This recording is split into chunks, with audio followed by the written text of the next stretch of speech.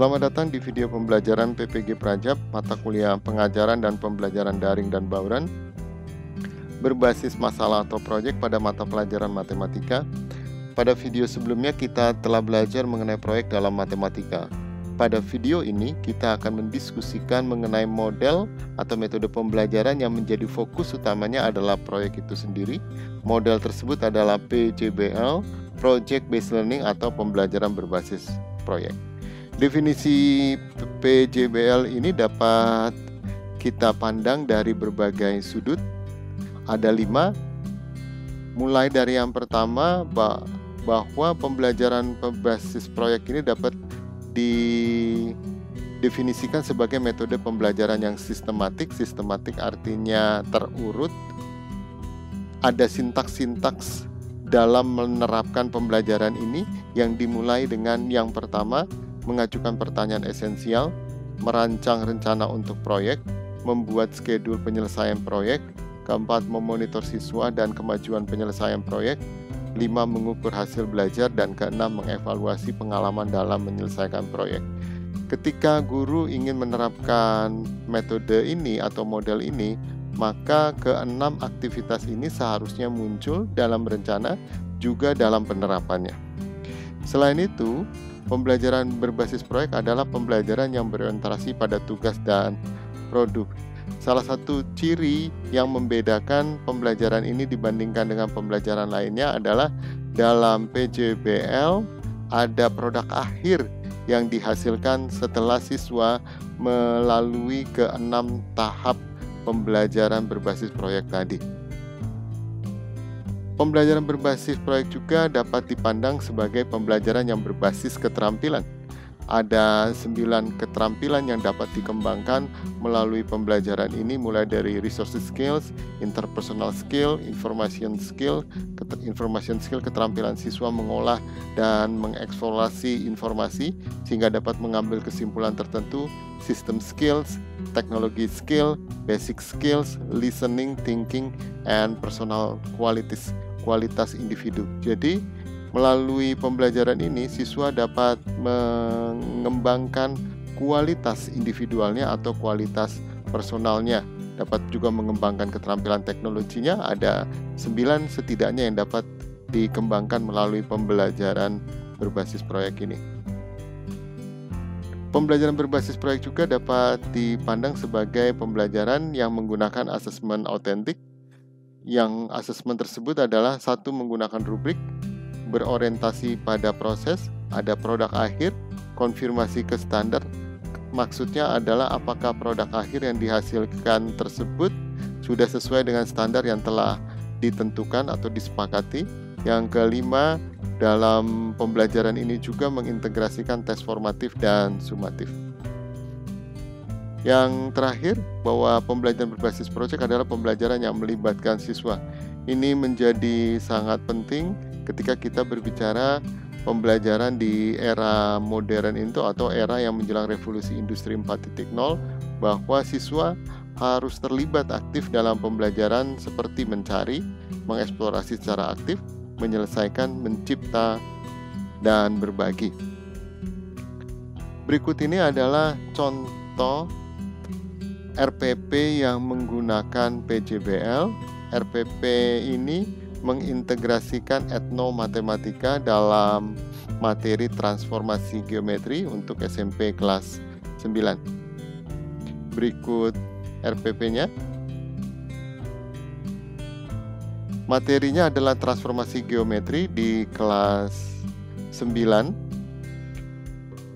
Tujuan pembelajarannya ada pada taksonomi Bloom C3, yang tujuan pembelajaran kedua C6, begitu pula yang ketiga. Yang pertama adalah siswa mampu menemukan rumus transformasi geometri yang didiskusikan pada tingkat SMP adalah refleksi, rotasi, translasi, dan dilatasi menggunakan GeoGebra dengan benar. Siswa mampu menyelesaikan masalah matematika berkaitan dengan transformasi geometri dengan konteks motif batik Dayak Ngaju Kalimantan Tengah menggunakan rumus yang telah ditentukan sebelumnya dengan benar. Penggunaan konteks ini sesuai dengan KD-nya, di mana siswa mampu menyelesaikan masalah transformasi geometri yang kontekstual. Yang ketiga, siswa mampu menyelesaikan proyek etnomatematika menggunakan rumus transformasi geometri dan pesan moral dalam motif batik Dayak Ngaju. Mengapa menggunakan konteks motif batik Dayak Ngaju? Karena dalam motif tersebut ada pesan moral yang sangat penting bagi keberhasilan individu atau siswa di masa yang akan datang. Media yang digunakan adalah LKPD dan beberapa video YouTube 1, 2, 3, 4, 5, 6, 7. Ada 7 video YouTube. Berikut LKPD yang digunakan.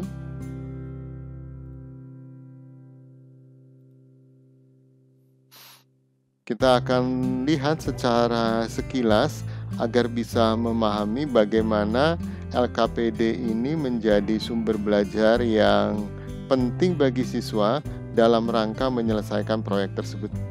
Jadi LKPD ini dimulai dengan sebuah video. Video ini tadi sudah dicantumkan dalam sumber belajarnya. Video ini ditujukan agar siswa mengetahui manfaat transformasi geometri dalam kehidupan sehari-hari. Kemudian dilanjutkan dengan siswa menemukan rumus pencerminan terhadap sumbu Y, sumbu X, garis X sama dengan A dan garis Y sama dengan B. Proses penemuan tadi berbantuan video YouTube dan GeoGebra. Jadi di sini menggunakan GeoGebra, siswa dapat menentukan hasil pencerminannya terhadap sumbu Y walaupun siswa belum tahu rumusnya, tapi menggunakan GeoGebra titik 3,5, siswa menggunakan GeoGebra sehingga dapat mengisi bayangannya setelah dicerminkan terhadap sumbu Y. Berdasarkan 3 titik ini, siswa menemukan menggunakan metode generalisasi bahwa kalau titik X, Y dicerminkannya menjadi titik apa, dan ini dipelajari oleh siswa berbantuan video YouTube. Begitu pula dengan seterusnya, ada pencerminan terhadap garis X sama dengan A, ada video YouTube-nya, dan di sini juga mereka menulis titik-titiknya, dan melalui proses generalisasi mereka menemukan rumusnya. Kemudian di sini diperkenalkan bahwa motif-motif batik Dayak Ngaju itu salah satunya adalah burung tinggang ini memiliki pesan moral tertentu yang sangat bermanfaat.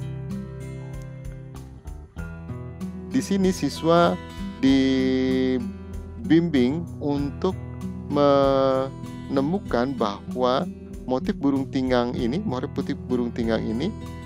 sesungguhnya memuat refleksi atau transformasi geometri. Bagaimana siswa menemukannya? Menggunakan video YouTube ini dan berbantuan GeoGebra. Ini adalah pesan moral dari motif batik burung tinggang. Di sini juga prosesnya sama, siswa menemukan rumus dari rotasi menggunakan video YouTube yang sudah ditanamkan di lembar kerja tersebut. Menggunakan QR code juga bisa, atau mengklik link tersebut. Keempat konsep dari transformasi geometri itu sehingga dilatasi, rumus-rumusnya ditemukan oleh siswa. Selanjutnya siswa menyelesaikan masalah yang pertama. Kemudian masalah kedua ini adalah masalah etnomatematika. Etnomatematika adalah matematika yang terakulturasi dengan budaya lokal. Nah, di sini ada beberapa pertanyaan. Pertama adalah tentukan transformasi apa saja yang ada pada motif daun taya ini. Daun taya mereka bisa mengunduh motif tersebut menggunakan QR code ini. Pertanyaan kedua adalah apa pesan moral dari motif tumbuh-tumbuhan tersebut? Ayo cari tahu dengan menanyakan kepada orang tua, keluarga, tokoh masyarakat, searching atau googling di internet. Kemudian yang ketiga, apa manfaat dari pesan moral tersebut? Masalah yang ketiga juga masalah etnomatematika menggunakan motif batang garing. Kemudian ada proyek yang harus diselesaikan oleh siswa. Dalam proyek ini ada beberapa produk yang dihasilkan. Yang pertama adalah gambar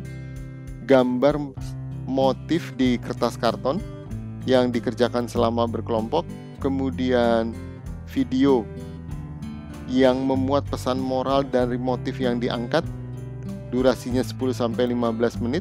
Yang ketiga adalah laporan proyek. Proyek ini diselesaikan oleh siswa selama 3 minggu. Jadi dalam lembar kerja ini ada pembimbingan oleh guru melalui video YouTube, melalui pertanyaan-pertanyaan dalam LKPD, sehingga mereka mengonstruksi secara aktif pemahamannya terhadap beberapa konsep dalam transformasi geometri di jenjang SMP. Pemahaman tersebut nantinya digunakan oleh siswa untuk menjawab masalah-masalah matematika, termasuk di dalamnya adalah masalah etnomatematika. Kita kembali ke RPP-nya. Karakter yang dikembangkan adalah sikap Isen Mulang. Sikap Isen Mulang ini adalah local wisdom atau kearifan lokal dari masyarakat Dayak Ngaju Kalimantan Tengah yang berarti pantang menyerah. Bukankah sikap ini sangat penting agar siswa berhasil dalam belajarnya, dalam kehidupannya, bahkan dalam dunia kerjanya? Ada beberapa pertemuan dalam RPP ini, ada 7 pertemuan. Pertemuan pertama adalah seperti biasa siswa menyambut guru, memimpin doa, ketua kelas menyampaikan kelengkapan yang hadir maupun yang absen. Yang keempat ini, siswa dan guru bersama-sama menyanyikan lagu Isen Mulang, kemudian berdiskusi mengenai makna dan manfaat lagu tersebut dalam kehidupan sehari-hari. Yang kelima, beberapa siswa maju ke depan untuk menggambarkan titik A, B, C, dan D di depan kelas dan menjelaskan bagaimana mereka bisa menggambar keempat titik tersebut. Agar siswa dengan mudah menggambar titik tersebut, tentunya kita perlu kertas berpetak. Kalau zaman dulu menyebutnya seperti itu. Akan tetapi kertas berpetak tadi dapat kita ganti dengan GeoGebra. GeoGebranya kita buat kosong, lalu kita tembak ke dinding atau ke layar menggunakan LCD. Nanti di situ ada kertas-kertas atau kotak-kotak berpetak yang dapat digunakan oleh siswa untuk menggambar keempat titik tersebut. Aktivitas yang kelima ini dalam pembelajaran disebut dengan apersepsi. Jadi sebelum siswa bisa menemukan rumus dari pencerminan terhadap sumbu Y, misalkan, mereka harus tahu posisi suatu titik di koordinat atau diagram di koordinat Kartesius. Kemudian yang keenam, salah satu siswa membacakan tujuan pembelajaran melalui PowerPoint. Ketujuh, siswa memperhatikan penayangan video YouTube mengenai manfaat transformasi geometri dalam kehidupan sehari-hari. Sesungguhnya QR Code ini sudah ada dalam LKPD. Tahap yang ketujuh ini menjadi sangat penting juga agar siswa termotivasi dalam belajar transformasi geometri ini karena mengetahui manfaatnya dalam kehidupan sehari-hari. Pada tahap pendahuluan, mungkin saya tekankan atau highlighted bahwa dalam pendahuluan setidaknya ada 2 aktivitas. Yang pertama adalah apersepsi, mengkaitkan materi sebelumnya dengan materi yang akan dipelajari oleh siswa, melihat kesiapan siswa untuk belajar materi yang baru, itu disebut dengan apersepsi. Yang kedua adalah motivasi, bagaimana siswa tahu bahwa materi yang dipelajari penting dalam kehidupan sehari-hari. Yang ke-8, siswa dan guru berdiskusi mengenai manfaat lainnya dari transformasi geometri dalam kehidupan sehari-hari. Pada tahap inti, perhatikan di sini ada sintaksnya. Yang pertama mengajukan pertanyaan esensial seperti pada slide PPT yang tadi. Kita lihat slide PPT-nya ini, mengajukan pertanyaan esensial. Ke-6 tahapan ini nanti akan muncul dalam RPP yang dikembangkan berikut ini. Yang pertama adalah mengajukan pertanyaan esensial. guru menampilkan beberapa motif batik Dayak Ngaju dan mengajukan pertanyaan esensial. Apakah motif batik tersebut memuat transformasi geometri? Guru dan siswa berdiskusi mengenai jawaban dari pertanyaan tersebut. Selanjutnya guru juga bertanya, apakah motif batik Dayak Ngaju memuat pesan moral yang baik untuk keberhasilan hidup kita?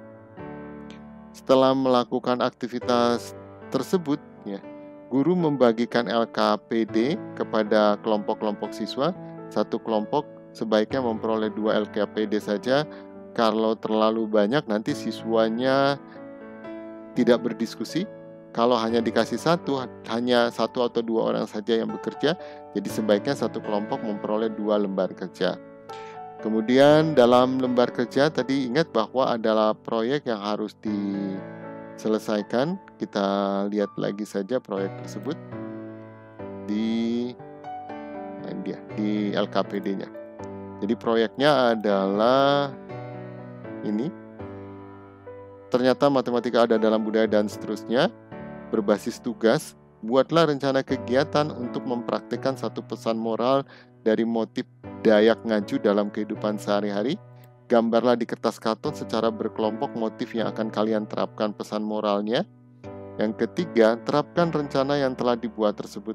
Rekam dengan kamera atau smartphone pada saat kelompok kalian menerapkannya. Setelah itu, catat hasil atau dampak dari penerapan tersebut. Buat video lengkap yang memuat pesan moral dari motif yang diangkat, rencana prakteknya, rekaman kegiatan pada saat penerapan, dan hasilnya. Durasi video selama 10-15 menit. Yang kelima, buat laporan proyek.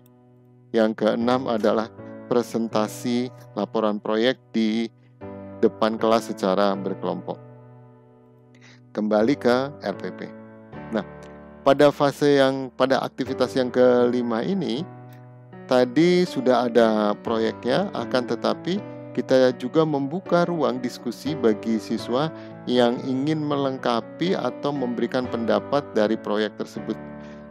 Memang seharusnya ketika merancang rencana untuk proyek ini, aktivitas tadi yang ini maksudnya kalimat-kalimat ini seharusnya disusun bersama-sama dengan siswa pada fase atau tahap yang kedua.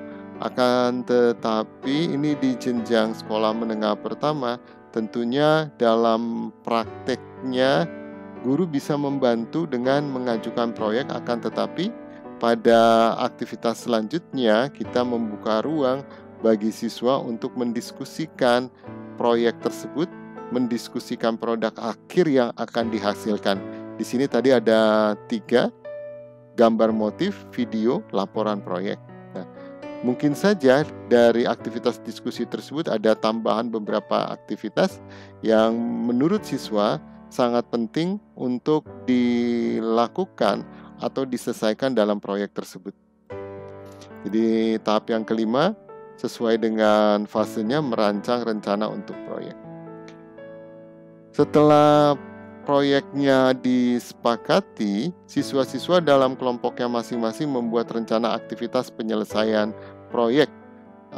Penyelesaian tadi bisa dilakukan oleh siswa di dalam atau di luar kelas. Ada timeline-nya dan penanggung jawab di setiap aktivitas tersebut. Misalkan siswa membuat dalam schedule tadi, mereka belajar mengenai translasi misalkan. Nah, belajarnya kapan, tempatnya di mana, atau penanggung jawabnya siapa, apa saja yang perlu dipelajari, itu bisa masuk ke schedule penyelesaian proyek tersebut. Alangkah baiknya, misalkan karena ini di jenjang SMP, kita membuat format untuk schedule tadi, sehingga berdasarkan format tadi, siswa membuat schedule penyelesaian proyeknya. Bisa saja dalam menyelesaikan proyek tersebut, siswa berdiskusi di perpustakaan atau di tempat rumah salah satu siswa. Gitu. Jadi kita membuka ruang kreativitas bagi siswa untuk menyelesaikan proyek tersebut. Setelah schedule-nya dibuat, kelompok siswa secara bergiliran mempresentasikan schedule tersebut dan kelompok lainnya bisa memberikan komentar atau saran. Pada tahap penutup, siswa membuat dan menyampaikan kesimpulan mengenai manfaat transformasi geometri dalam kehidupan sehari-hari. Guru menyampaikan materi dan alur kegiatan belajar untuk pertemuan selanjutnya. Yang perlu ditekankan pada aktivitas ini adalah siswa mulai menyelesaikan proyek berdasarkan schedule yang mereka buat. Kemudian kemajuan dari proyek tersebut akan dipresentasikan oleh siswa dalam pertemuan yang kedua sampai kelima. Misalkan ada salah satu siswa, saya sudah belajar mengenai dilatasi. Ya silakan siswa tersebut atau kelompok siswa tersebut mempresentasikan pemahaman mereka atau mempresentasikan jawaban mereka dari LKPD atau dari sumber belajar yang lain. Kemudian pada pertemuan kedua sampai kelima, tahap pendahuluan ini kurang lebih sama dengan sebelumnya. Saya memberikan waktu untuk membacanya secara individual.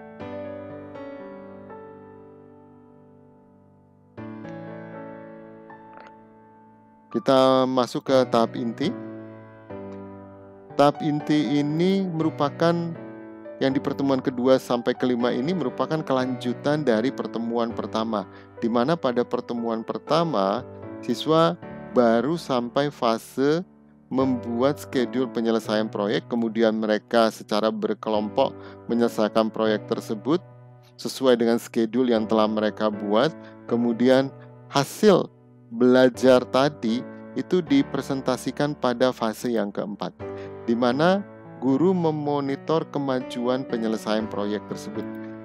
Aktivitas pertama dalam tahap ini adalah kelompok siswa secara bergiliran mempresentasikan materi yang telah dipelajari dalam LKPD atau sumber belajar yang lain, masalah yang telah diselesaikan, dan kemajuan penyelesaian produk akhir dari proyek.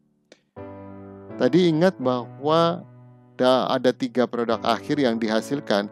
Bisa saja ada satu kelompok pada pertemuan ketiga mereka sudah menyelesaikan gambar motif. Akan tetapi ada juga kelompok yang mungkin pada pertemuan yang kedua mereka sudah menyelesaikan gambar motifnya. Jadi kemajuan di setiap kelompok dimonitor pada tahap yang keempat ini. Yang kedua, siswa-siswa lainnya mengajukan pendapat atau pertanyaan terhadap presentasi kelompok. Yang ketiga, guru memfasilitasi diskusi kelas. Nanti setelah pemaparan dari aktivitas dalam RPP ini, sebetulnya nanti akan muncul satu pertanyaan penting. Kapan, dalam tanda petik, guru ngajarin siswanya mengenai misalkan rotasi, rumus dari rotasi? Bukankah siswa perlu tahu mengenai rumusnya sebelum dapat menyelesaikan masalah? Jawabannya ya. Siswa perlu memiliki pemahaman yang bermakna agar mampu menyelesaikan masalah dan proyek ini.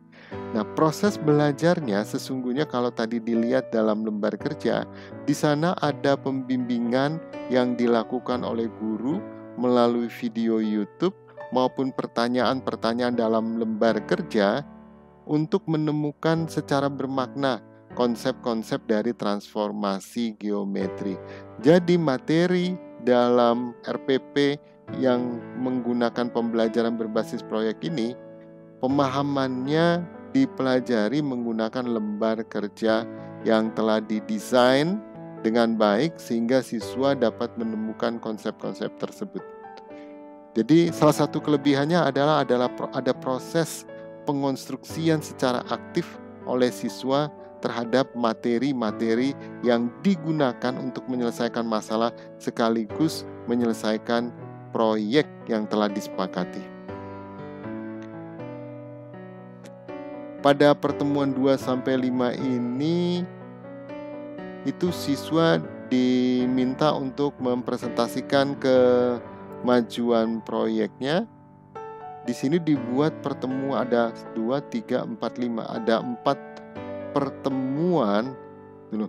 Akan tetapi banyaknya pertemuan pada tahap yang ketiga ini sesungguhnya berdasarkan dari keputusan guru, karena guru yang tahu bagaimana karakteristik siswanya, berapa banyak kelompoknya. Kalau kelompoknya misalkan ada 6 atau 7, pertanyaannya adalah berapa pertemuan yang dibutuhkan oleh siswa untuk mempelajari materi-materi transformasi geometri tersebut dengan lengkap, sekaligus bisa memonitor kemajuan dari penyelesaian proyek yang tadi 3 produk akhir tersebut. Bisa saja guru membutuhkan hanya 3 kali pertemuan. Jadi di sini silakan bisa diganti pertemuan kedua sampai ke-4. Akan tetapi dalam RPP ini saya membayangkan bahwa proses presentasinya satu kelompok membutuhkan waktu, sehingga kalau ada 6 atau 7 kelompok membutuhkan sekitar 4 kali pertemuan. Dan dalam presentasi tersebut juga siswa memaparkan apakah mereka sudah membuat videonya atau sudah membuat gambar motifnya. Kalau sudah membuat gambar motifnya, siswa dapat mempresentasikan di depan kelas sekaligus berdiskusi mengenai pesan moral yang ada dalam motif tersebut dan bagaimana mempraktekkannya dalam kehidupan sehari-hari. Jadi penentuan banyaknya pertemuan pada tahap yang keempat ini sesungguhnya guru yang terbaik yang bisa menentukan berapa banyak pertemuan tersebut. Pada pertemuan ke-6, ke-7 kita masuk tahap yang ke-5, mengukur hasil belajar. Yang tahap pendahuluannya kurang lebih sama dengan pertemuan sebelumnya. Silakan dibaca dan pelajari.